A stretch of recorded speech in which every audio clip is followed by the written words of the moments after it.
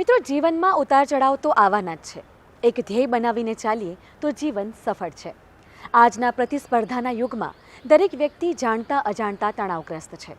આ તણાવ નાનું હોય કે મોટું, તેની નકારાત્મક અસર આપણા મન પર થાય છે. માટે હંમેશા જ પોઝિટિવ વિચારો રાખવા જોઈએ. અને આવી જ કેટલીક ગુડ ન્યૂઝ, આવી જ કેટલીક પોઝિટિવ વાતો અમે ગુડ ન્યૂઝના માધ્યમથી દર સપ્તાહે આપની સમક્ષ લઈને આવીએ છીએ. નમસ્કાર, હું છું હેમાંગીની અને સ્વાગત છે આપનું ગુડ ન્યૂઝ ગુજરાતમાં. તો ચાલો શરૂ કરીએ આજનો કાર્યક્રમ ગુડ ન્યૂઝ ગુજરાત. મિત્રો, શાળા એટલે શિક્ષણનું મંદિર અને આ શિક્ષણની પાંખોને નવી ઉડાન આપી છે ટેકનોલોજીએ. અમદાવાદની એક એવી સરકારી શાળા જે આપને શિક્ષણના નવા આયામોથી જોડશે અને ઉજ્જવળ ભવિષ્યના સપનાઓ તરફ એક કદમ આગળ લઈ જશે.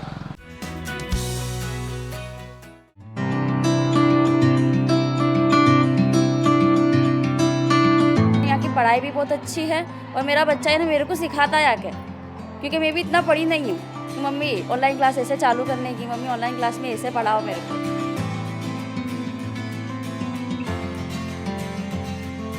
પહેલાં તો અમે પણ સરકારીમાં ભણ્યા હતા, ત્યાં તો આવી સ્માર્ટ બોર્ડ ને એવું બધી સુવિધા ટેકનોલોજીની તો હતી જ નહીં. આ માસૂમ આંખો જે જુએ છે રોજ નવા નવા સપના, આ કોમળ પગલાં જે ખુલ્લા આકાશમાં પાંખ લગાવીને ઉડવાની ઈચ્છા ધરાવે છે, આ ખુશખુશાલ બાળકો જે ટેકનોલોજીથી જોડાઈને હવે પોતાના ભવિષ્યને ઉજ્જવળ બનાવવાનું ઈચ્છે છે અને જેઓની ઉડાનને પાંખો આપી રહી છે અમદાવાદની આ શાળા. ગવર્મેન્ટ સ્કૂલને સ્માર્ટ સ્કૂલની અંદર સરકારે અત્યારે કન્વર્ટ કરી છે. એમાં જરૂરી તમામ સુવિધાઓ સરકાર તરફથી આપવામાં આવી છે. શાળાની અંદર જે સુવિધાઓ જોઈએ એ પ્રમાણે આપણે સૌ વાલી મિત્રો, વિદ્યાર્થીઓ કે પછી શિક્ષક મિત્રો કે અહીંના કર્મચારી તમામ એ કહી શકશે કે હવે આપણી આ સંસ્થાને યુરોપ અને ફિનલેન્ડની શાળા સાથે આપણે એને સરખાવી શકાય છે. વર્ગખંડોમાં રંગોથી રંગાયેલ આ દિવાલો, સ્માર્ટ બોર્ડ અને લેપટોપ દ્વારા ભણતા આ વિદ્યાર્થીઓ, પ્લે એરિયામાં ખુશીથી ઝૂમતા આ માસૂમ ચહેરા. જી હા, આ કોઈ ખાનગી શાળાના દ્રશ્ય નથી, પરંતુ આ છે અમદાવાદની સરકારી શાળા જે હવે બની ગઈ છે સ્માર્ટ સરકારી શાળા. સ્માર્ટ સ્કૂલની અંદર છોકરાઓને પ્રાયોગિક કાર્ય કરવા માટે સરળ મેથ્સ સાયન્સ લેબની સુવિધા આપવામાં આવી છે. તમામ મોડલ વર્કિંગ મોડલ હોવાને કારણે વિદ્યાર્થીઓ પોતે પોતાની રીતે વર્ક કરે છે. એના કારણે સાયન્સના સિદ્ધાંતો કયા છે, એ મોડલ કયા નિયમોથી કાર્ય કરે છે, એ તમામ વસ્તુ વિદ્યાર્થીઓ પોતે જાતે જોઈ શકે છે. તેમજ લેબની અંદર QR કોડ પણ આપ્યા છે. જ્યારે શિક્ષક બીજા વિદ્યાર્થીની સાથે વ્યસ્ત હોય તો એ વિદ્યાર્થી QR કોડ સ્કેન કરીને એ પ્રોસેસ કઈ રીતે ચાલે છે એ સિસ્ટમ જોઈ શકે છે અને સિદ્ધાંત અને નિયમોની સમજ પણ વિદ્યાર્થી કેળવી શકે છે. મને વિજ્ઞાન વિષયમાં ખૂબ જ રસ છે, પણ અમુક એવા ટૉપિક્સ હોય છે જેમાં મને સમજ નથી પડતી, જેના જે પ્રોજેક્ટ હોય છે તેમાં મને સમજ નથી પડતી. પણ હું જ્યારે સાયન્સ લેબમાં આવીને પ્રેક્ટિકલી બધું જોઉં છું ત્યારે મને સમજ પડે છે. જેમ કે પ્રવાહનું એક મોડલ છે વાહકો અને અવાહકોનું. એમાં કોપર છે, રબર છે અને લાકડું છે.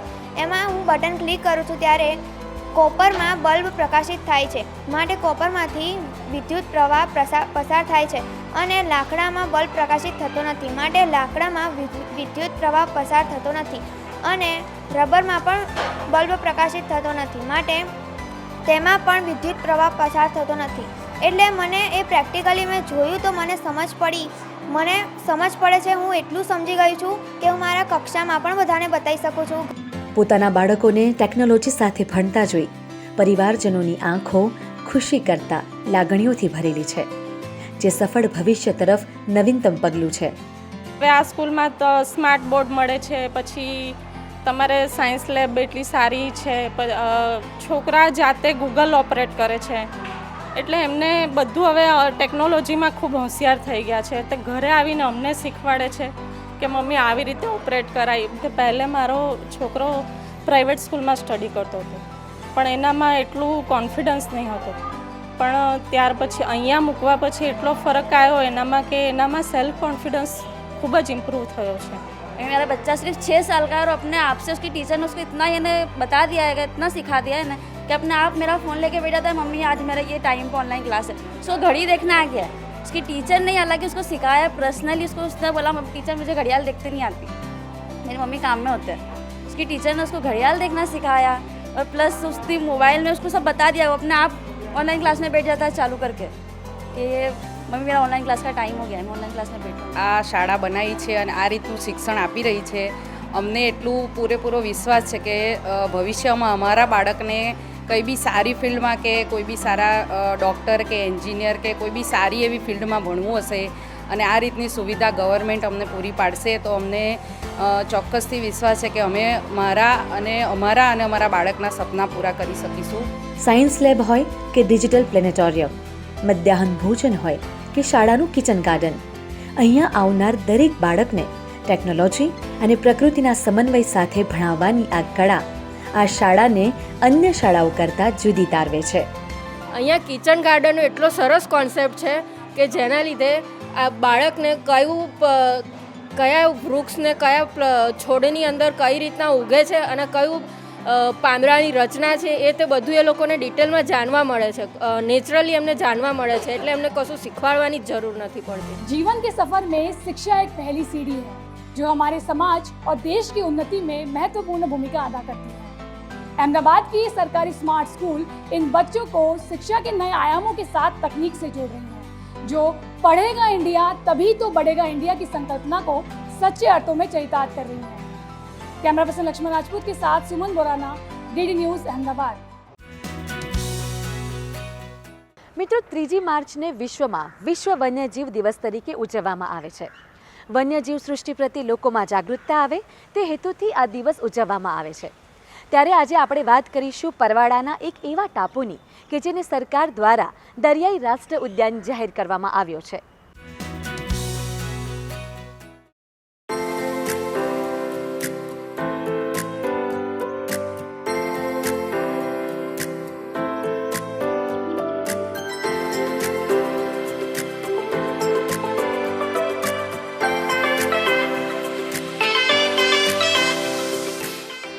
દર વર્ષે વિશ્વમાં 3 માર્ચે વિશ્વ વન્યજીવ દિવસ તરીકે મનાવવામાં આવે છે.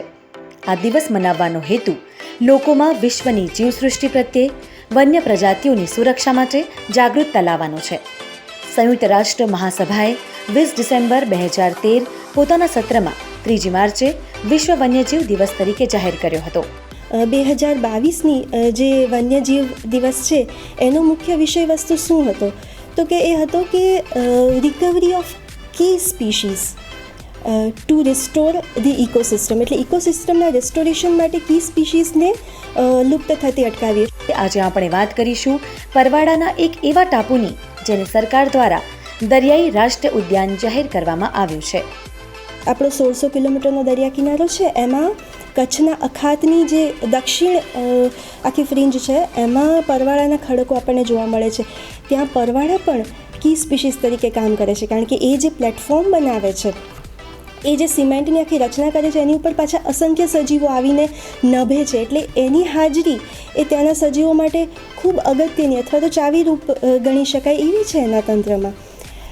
ક્લાઇમેટ ચેન્જના કારણે ક્યાંક ને ક્યાંક એમનું અસ્તિત્વ પણ જોખમમાં છે, જે આપણે કોરલ બ્લીચિંગના સ્વરૂપે જોઈ શકીએ છીએ. આખા રંગબેરંગી પરવાળા તમને એ જે જીવોથી ધસમસતું આખું પરિસર તંત્ર છે એ તમને રંગવિહીન દેખાય, એટલે ખબર પડે કે આટલો વિસ્તાર અતિશય તાપમાનના કારણે ક્યાંક ને ક્યાંક ડેમેજ થયો છે. રિકવર થઈ જાય છે પણ એ રિકવરી રેટ ધીમો છે. એ સમયે એ સજીવો બહુ સંવેદનશીલ અવસ્થામાં હોય. આ છે ગુજરાત રાજ્યના જામનગર જિલ્લા નજીક આવેલ પિરોટન ટાપુ. આ ટાપુ 3 સ્ક્વેર કિલોમીટરનો ફેલાવો ધરાવે છે. કચ્છના અખાતમાં આવેલા આ પિરોટન ટાપુ પર આમ તો કોઈ માનવ વસાહત વસવાટ કરતો નથી. માત્ર વન વિભાગ અને દીવાદાંડીના કર્મચારીઓ તેમની ફરજ બજાવવા હાજર રહે છે. છતાં પણ આ ટાપુનું મહત્વ દેશ વિદેશના પ્રકૃતિ પ્રેમીઓમાં અનેરું છે.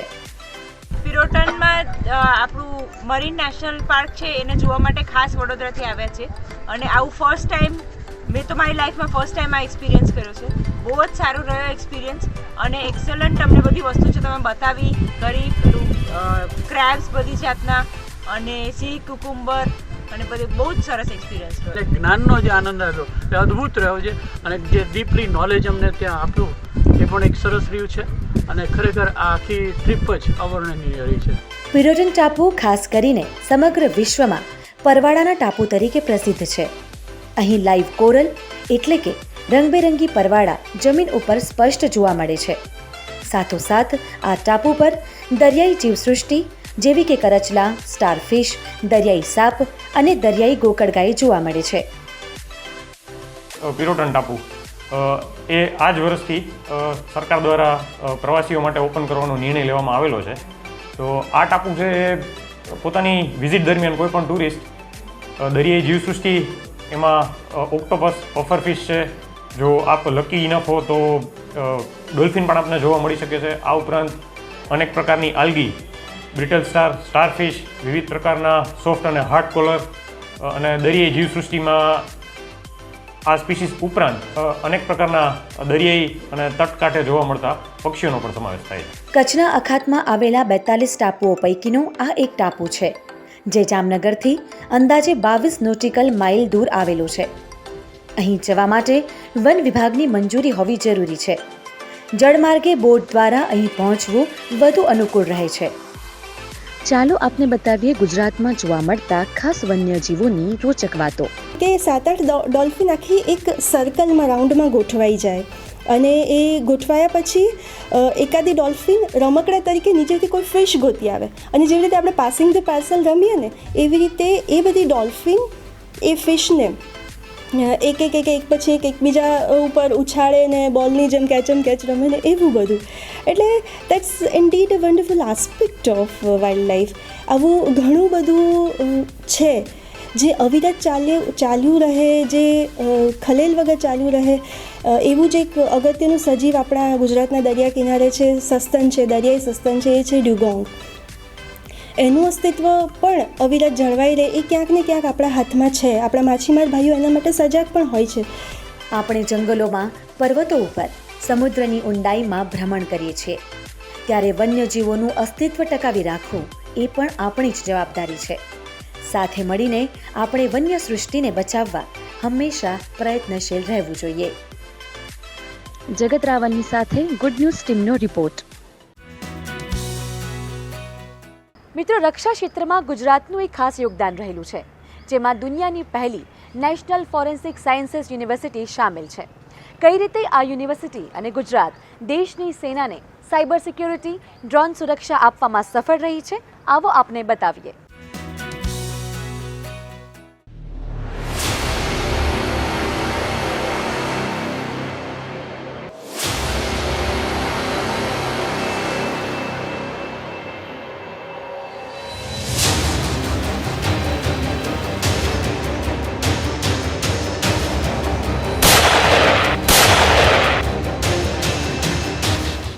દેશની સુરક્ષામાં તૈનાત આપણા જાંબાઝ જવાનો, જેઓ પોતાના જીવનની ચિંતા કર્યા વગર આપણી સેવામાં ખંતપૂર્વક કામ કરી રહ્યા છે.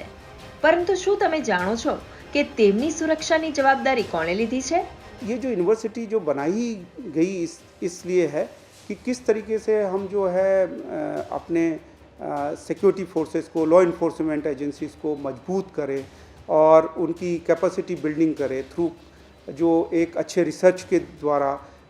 और हमने कुरिकुलम को भी इस तरीके से डिज़ाइन किया है कि जो ये टेक्नोलॉजी है, सुरक्षा से रिलेटेड टेक्नोलॉजी है, वो उसका कैसे हम अच्छी तरीके से ज्ञान दें. और दो अप्रोच के साथ, सिर्फ उसको पढ़ाई का ही ज्ञान नहीं देना है, किताबी ज्ञान नहीं देना है, थ्योरेटिकल नॉलेज नहीं देना है, उसको एक स्किल भी देना है. આ વિશ્વની પ્રથમ ફોરેન્સિક યુનિવર્સિટી છે, જે વડાપ્રધાન નરેન્દ્ર મોદીની દૂરંદેશી વિચારસરણીનું પરિણામ છે. ગુજરાતની આ યુનિવર્સિટી ડિફેન્સ સેક્ટર સાથે જોડાઈને અલગ અલગ વિભાગોમાં તેમની સુરક્ષા માટે કામ કરી રહી છે. कि हर व्यक्ति को ये एहसास हो कि अगर वो कुछ गलत करेगा तो कभी न कभी तो पकड़ा जाएगा, सजा भुगतनी पड़ेगी. पकड़े जाने के भय की ये भावना और अदालत में उसका अपराध साबित होने का डर अपराध को नियंत्रण में रखने में बहुत मददगार साबित होता है. और यहीं पर फॉरेंसिक साइंस की भूमिका सबसे ज्यादा महत्वपूर्ण हो जाती है. શું તમે જાણો છો કે ભારતીય સૈન્યના જવાનો જે બુલેટ પ્રૂફ જેકેટ પહેરે છે તેમજ યુદ્ધમાં જે વાહનોનો ઉપયોગ કરવામાં આવે છે તેમનું પરીક્ષણ અને ચેકિંગ ગુજરાતમાં કરવામાં આવે છે. આ NFSUની બેલિસ્ટિક પરીક્ષણ રેન્જ છે, જે આ કાર્યમાં કાર્યક્ષમ રીતે જોડાઈને સંરક્ષણ ક્ષેત્રને મદદ કરે છે. અત્યાર સુધી આપણે ઇન્ડિયા અને એશિયામાં ક્યાંય નથી. ફર્સ્ટ ટાઈમ આપણે આ ફેસિલિટીઝ અહીંયા આપણે ઊભી કરી છે અને ઇન્ટરનેશનલ સ્ટાન્ડર્ડ પ્રમાણે જે કંઈ આર્મર્ડ વ્હીકલ્સ છે, બુલેટ પ્રૂફ જેકેટ્સ છે, હેલ્મેટ્સ છે, ગ્લાસ પ્લેટ્સ છે, મેટલ્સ છે, એનું ટેસ્ટિંગની ફેસિલિટીઝ ઊભી કરવામાં આવી છે. રેન્જની ખાસિયત એવી છે કે એક તો 160 ફૂટ લાંબી છે અને 40 ફૂટ ઊંચી છે અને સાઉન્ડ પ્રૂફ છે. અને ટોટલ જે બધી સિસ્ટમ છે એ બધી ઓટોમેટેડ ઓપરેટ થાય છે અને ડેટા ટોટલ કલેક્ટ થાય છે. કોઈ પણ પ્રકારના વ્હીકલ્સની ટેસ્ટિંગ અત્યાર સુધી ફેસિલિટી ન હોવાને કારણે આપણા દેશમાં જે કંઈ મેન્યુફેક્ચર્સ છે વ્હીકલ્સના, એ લોકો આ બુલેટ પ્રૂફ વ્હીકલ્સ બનાવતા નહોતા.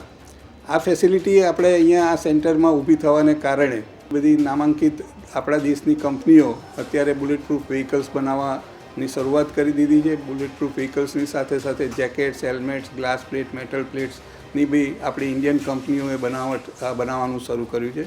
એટલું જ નહીં, પણ બુલેટ પ્રૂફ મટીરિયલ્સના ટેસ્ટિંગ માટે ઇન્ડિયા તો ખરું જ, પણ જે એડવાન્સ કન્ટ્રી છે એમાંથી બી ઘણી બધી કંપનીઓ આપણે ત્યાં રેગ્યુલર અહીંયા ટેસ્ટિંગ માટે આવતી હોય છે અને ઇન્ટરનેશનલ સ્ટાન્ડર્ડ પ્રમાણે આપણે ટેસ્ટિંગ થાય છે. આજના ટેકનોલોજીના યુગમાં સાયબર વોર સામાન્ય બની ગયું છે, જે આપણા સંરક્ષણ ક્ષેત્રને પણ અસર કરે છે.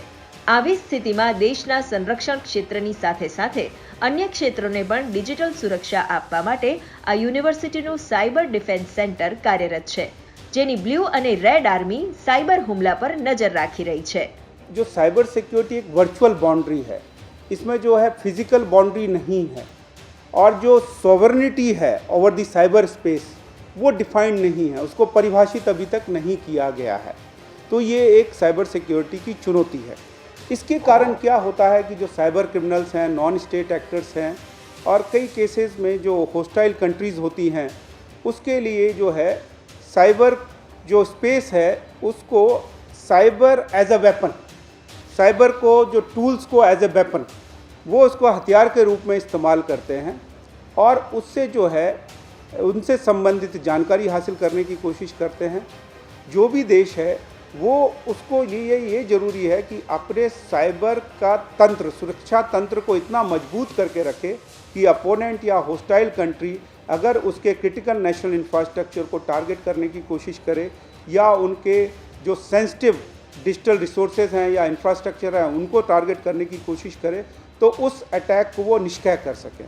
तो हमारा ये भी प्रयास रहा है कि किस तरीके से national forensic sciences university Gujarat और देश के साइबर सिक्योरिटी कैपेसिटी बिल्डिंग में एक भागीदारी निभाए और अच्छे प्रोडक्ट्स, अच्छा रिसर्च और अच्छे साइबर सिक्योरिटी एनालिस्ट इस कंट्री को दे जो कि देश के काम आए. તમે ઘણીવાર ડ્રોન હુમલા વિશે સાંભળ્યું હશે, પરંતુ આ યુનિવર્સિટીની એન્ટી ડ્રોન ટેકનોલોજીથી હવે ડ્રોન હુમલાઓને સરળતાપૂર્વક રોકી શકાશે. ड्रोन क्राइम में किसी तरह के इन्वॉल्व है या क्रॉस बॉर्डर टेररिज्म में इन्वॉल्व है या ड्रोन का इस्तेमाल जो है इलीगल कॉन्ट्राबैंड के सप्लाई के लिए किया गया है, प्राइवेसी इन्वेशन के लिए किया गया है या बॉर्डर एरिया में आर्म्स एम्युनिशन ड्रॉप करने के लिए किया गया है या उस ड्रोन का इस्तेमाल इसलिए किया गया है कि कोई एक्सप्लोजिव को हमारे किसी सेंसिटिव इंस्टॉलेशन पे ड्रॉप करने के लिए किया गया है. तो उस केस में ये बहुत ज़रूरी होता है कि ड्रोन को हम इन्वेस्टिगेट करें और इस चीज़ का पता लगाएं ये ड्रोन कहाँ से आया था, कौन इसका हैंडलर था. इन सब एक्टिविटीज़ को जब हम करते हैं तो उसको हम कहते हैं ड्रोन फॉरेंसिक्स. वो कैपेबिलिटी के लिए एंटी ड्रोन की जो कैपेबिलिटी है वो चाहिए होती है. उस पर हमारा जो यूनिवर्सिटी है उस पर रिसर्च कर रहा है, प्रोडक्ट डेवलपमेंट पे भी काम कर रहा है. BSF हो गया, CRPF हो गया, ITBP हो गई और SSB हो गई, तो उनको उसके बारे में जागरूकता हासिल करवाना कि भाई ड्रोन अगर आ गया है तो किस तरीके से उसको हैंडल करना है आपने. अगर ड्रोन इंसिडेंट हो जाता है तो ड्रोन को कैसे मैनेज करना है, तो वो इंसिडेंट साइट पे ड्रोन को कैसे मैनेज करना है वो भी एक बहुत इंपॉर्टेंट चीज़ है. तभी हम उसको ड्रोन को प्रॉपरली इन्वेस्टिगेट कर पाएंगे. तो उसकी भी हम लोगों ने ट्रेनिंग प्रोग्राम जो है वो देते रहते हैं. ગુડ ન્યૂઝ ગુજરાત માટે લક્ષ્મણ રાજપૂત સાથે સુમન બોરાળાનો રિપોર્ટ. મિત્રો, 1 લાખે માત્ર જૂજ વ્યક્તિમાં જોવા મળતા કેટલાક રોગોને રેર ડિઝીઝ તરીકે ઓળખવામાં આવે છે. ત્યારે આ રોગો પ્રત્યે સમાજમાં જાગૃતિ લાવવા અને તેના સમયસર નિદાન માટે દર વર્ષે સમગ્ર વિશ્વમાં ફેબ્રુઆરી મહિનાના છેલ્લા દિવસને રેર ડિસીઝ ડે તરીકે ઉજવવામાં આવે છે. ત્યારે આવો જાણીએ સમગ્ર વિગતો આ ખાસ દિવસ વિશે. આપણી આસપાસ સમાજમાં આપણે કેટલાક બાળકો કે વ્યક્તિઓને કંઈક જુદા જ લક્ષણના રોગની ખામીથી પીડાતા જોતા હોઈએ છીએ, જે આપણા સૌની સમજની બહાર હોય છે કે આ પ્રકારની શારીરિક ખામી કે રોગ થવા પાછળના કારણો કયા હોઈ શકે. આ પ્રકારની શારીરિક ખામી અને તેના દ્વારા સર્જાતા રોગોને રેર ડિસીઝ તરીકે ઓળખવામાં આવે છે. મોટાભાગના રેર ડિસીઝ જે ન્યુરોલોજી પર્ટેનિંગ છે એ બધાને જીનેટિક ઓરિજિન હોય છે અને એમનું કોમન પ્રેઝન્ટેશન એ બાળવય એટલે બાળકોની ઉંમરમાં જ જોવા મળે. હવે રેર ડિઝીઝ કેવા છે કે જે સામાન્ય આપણે જે કોમન ડિઝીઝ જોતા હોઈએ એના કરતાં એમનું અકરન્સ એટલે એમાં જોવા મળતી જે માત્રા છે ઓછી હોય છે, જેથી આપણે એમને રેર કહીએ છીએ. પણ જે તે ફેમિલીની વાત કરીએ કે જેમનું બાળક કે જેમની એ વ્યક્તિ એ રેર ડિઝીઝથી પીડાતી હોય એ ફેમિલી માટે તો એ ડિઝીઝ જ એમનું વિશ્વ બની જાય છે. એટલે rare disease are not that much uncommon કે જે જોવા જ ના મળતા હોય. જ્યારે પૂરા વિશ્વએ આ પ્રકારના રેર ડિસીઝ ઓળખ્યા ત્યારે આ રોગથી પીડાતા વ્યક્તિઓના પરિવારજનો અને લોકોમાં જાગૃતિ આવે તે માટે ફેબ્રુઆરી મહિનાના છેલ્લા દિવસને રેર ડિસીઝ ડે તરીકે ઉજવવામાં આવે છે. ત્યારે આપને આ પ્રકારના રોગ વિશેની પર્યાપ્ત માહિતી આપી રહ્યા છે અમદાવાદના જાણીતા પીડિયાટ્રિક ન્યુરોલોજિસ્ટ ડૉક્ટર હર્ષ પટેલ. હવે આપણે બાળકોની અંદર જો ખાસ કરીને રેર ડિસીઝની વાત કરીએ કે જેમાં હું 1 કે 2 ડિસઓર્ડરનું ખાસ મેન્શન કરવા ઈચ્છીશ. જેમાંનો એક ડિસઓર્ડર છે સ્પાઇનલ મસ્ક્યુલર એટ્રોફી. એ ખાસ કરીને આપણા જે ચેતાતંતુઓ અને ચેતાતંતુઓથી માંસપેશીઓને જે કંટ્રોલ હોય એ કંટ્રોલ સાથે સંકળાયેલી બીમારી છે. અને આ બીમારી અત્યારે વધારે ચર્ચાનું કારણ એટલે બની છે કે અત્યારે આપણે એ બીમારીમાં એક બ્રેક થ્રુ એટલે જીનેટિક થેરાપીનો આવિષ્કાર કરી શક્યા છે, જેના જે બીમારીની અત્યારની હાલની કિંમત 16 કરોડ રૂપિયાની છે. પણ એના ઘણા બધા વિવિધ સોર્સિસથી ગવર્મેન્ટના સપોર્ટથી ઘણા બાળકોમાં આપણે આ બીમારી માટેની એ દવા પ્રોવાઈડ કરવાનું અત્યારે આપણે કામ કરી રહ્યા છીએ. બીજી અમુક બીમારીઓની વાત કરીએ તો અમુક એવી રેર ડિઝીઝની બીમારી હોય કે જે આપણા બાળકના મગજતંત્રને અસર કરીને આંચકી લાવી, બીજા શરીરના આપણે જેને ન્યુરો ડેવલપમેન્ટલ ડિસઓર્ડર કે એના વર્તણૂક એના બિહેવિયરમાં ફેરફાર કરવા એ બધામાં બી એમનું કોન્ટ્રીબ્યુશન જોવા મળતું હોય છે. અમુક રેર ડિઝીઝની વાત કરીએ તો જે ખાસ કરીને માંસપેશીઓને અસર કરે, જેથી કરીને બાળકનું બેસવું ચાલવું એ બધાને બી અસર કરતી હોય છે, જેમાં મસ્ક્યુલર ડિસ્ટ્રોફી અને માયોપેથી નામની બીમારી આવે. અને અમુક બહુ જ રેર બીમારીની આપણે વાત કરીએ કે જેમાં મેટાબોલિક ડિસફંક્શન થાય એટલે મગજના ચેતાકોષો વચ્ચેનો વ્યવહાર ખોરવાઈ જાય, જેમ આપણા મોબાઈલના ટાવર ના મળતા હોય એ રીતે. અને એના લીધે એમના શરીરનો કંટ્રોલ આખો ખોરવાય, જેના લીધે અલગ અલગ પ્રકારની અનયુઝ્યુઅલ મુવમેન્ટ્સ જોવા મળે, જેને અમારી ભાષામાં CNS ન્યુરોટ્રાન્સમીટર ડિસઓર્ડર્સ કે અમુક મેટાબોલિક ડિસઓર્ડર્સ બી કહેતા હોઈએ છીએ. રેર ડિસીઝ કયા કયા છે તે આપણે જોયું, પરંતુ આ રોગ થવા પાછળના કારણો કયા હોઈ શકે તે વિશે જાણીશું. રેર ડિઝીઝના બધા જ ક્યાંક ને ક્યાંક મૂળ આપણા ગુણસૂત્રો અથવા તો જનીનો સાથે સંકળાયેલા છે. હવે આપણે જનીનની વાત કરીએ તો જ્યારે બાળક માના ગર્ભમાં 9 મહિનાની અંદર આખું શરીર તૈયાર થાય ત્યાં એક જ કોષમાંથી આખું શરીર બનતું હોય છે. અને એ જે પહેલું જે ભ્રૂણ હોય એમાં બાળકના જે કોષોમાં એનું જનીનતંત્ર હોય, અડધું જનીનતંત્રનું જીનેટિક મટીરિયલ મમ્મીમાંથી અને અડધું જીનેટિક તંત્ર મટીરિયલ એને ફાધરમાંથી પપ્પામાંથી મળે. હવે બંનેમાં જો એક જનીનની ખામી હોય તો એ બાળકમાં એ અમારી ભાષામાં ઓટોઝોમલ રિસેસિવ કહેવાય એ પ્રકારની બીમારી જોવા મળી શકે. હવે ઘણીવાર એક જ જનીનની ખામી હોય જે મમ્મી અથવા તો પપ્પામાંથી મળે, પણ એ જે તે જીન ડોમિનન્ટ હોય તો એક જ જનીનની ખામી હોવા છતાં બી બાળકમાં એમાં બીમારીના લક્ષણો જોવા મળી શકે. અને ઘણીવાર એવું થતું હોય જે અમે મોટાભાગના કેસમાં જોતા હોય કે મમ્મી કે ફાધરમાંથી કશું જ ના મળ્યું હોય, એ ઓવર ધ ટાઈમમાં બાળકના જેમ અંદર વિકાસ થતો રહે, એના જે ગુણસૂત્રો અથવા તો એના જનીનો વિભાજિત થતા રહે, તો એ વિભાજિત થતા જનીનોમાં અચાનક જ સ્પોન્ટેનિયસ મ્યુટેશન એવું જોવા મળે, જેના લીધે બીમારી થાય. અને અમુક એવા રિસર્ચ થઈ રહ્યા છે કે જેમ બાળક એકવાર જન્મ થઈ જાય એના પછી એન્વાયરમેન્ટલ એટલે આપણા આસપાસનું પોલ્યુશન કહીએ, પ્રદૂષણ કહીએ, બીજા બધા તત્વો કહીએ, તો એની બી આપણા ગુણસૂત્રો સાથે કન્ટિન્યુઅસ ઇન્ટરેક્શન થતું રહે અને એ ઇન્ટરેક્શનના લીધે બી એમાં અમુક વાર ખામી સર્જાય અને એના લીધે બી ઘણીવાર આવા રેર ડિસીઝ અમે લેટર ઓન બી જોતા હોઈએ છીએ. આપણે જોયું કે શરીરના કોષોમાં જનીનોની ખામીને કારણે આ પ્રકારના ગંભીર રોગો અર્થાત રેર ડિસીઝ સર્જાતા હોય છે. આ ઉપરાંત પણ ઘણા કારણો હોઈ શકે છે. તો ચાલો જાણીએ વધુ આ વિશે. કે સમાજની અંદર જ એટલે સમાજની અંદર બી અને એક જ ફેમિલીની અંદર મેરેજીસના ને એના ચલણ બહુ વધારે હોય છે, તો એવા સમાજમાં જીનેટિક અથવા તો જીનેટિક મીડિયેટેડ રેર ડિઝીઝના ચાન્સીસ વધી જતા હોય છે, કારણ કે સેમ જ જીનેટિક મટીરિયલ એમનું ઇનબ્રિડિંગમાં આવતું હોય છે અને જેનાથી એના એ કોમ્બિનેશનના લીધે એમના કોન્સેન્ગ્યુટીના લીધે એમના જીનેટિક જે પરિબળો અથવા જીનેટિક બીમારીઓનું પ્રમાણ કહેવાય એ ઘણું વધારે જોવા મળે છે. એટલે આ વસ્તુ જો આપણા આજના પ્રગતિશીલ સમાજમાં આપણે જો આ વસ્તુમાં અવોઇડ કરી શકતા હોય તો ચોક્કસ એ દિશામાં પ્રયત્ન કરવો જોઈએ.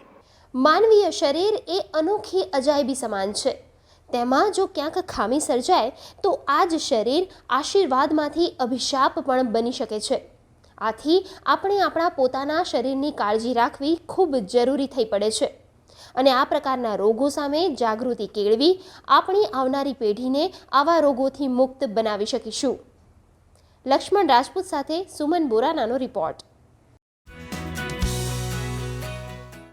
તો મિત્રો, આ હતો આજનો અમારો કાર્યક્રમ ગુડ ન્યૂઝ ગુજરાત. આપ અમને આવી જ ગુડ ન્યૂઝ મોકલી શકો છો. અમારું ઈમેલ આઈડી છે goodnewsgujarat@gmail.com. આપ અમારો આ એપિસોડ અમારી YouTube channel DD news Gujarati પર પણ જોઈ શકો છો. તો દર્શક મિત્રો, ફરી મળીશું આવતા સપ્તાહે આવી જ કેટલીક ગુડ ન્યૂઝ સાથે. ત્યાં સુધી રજા આપશો. નમસ્કાર.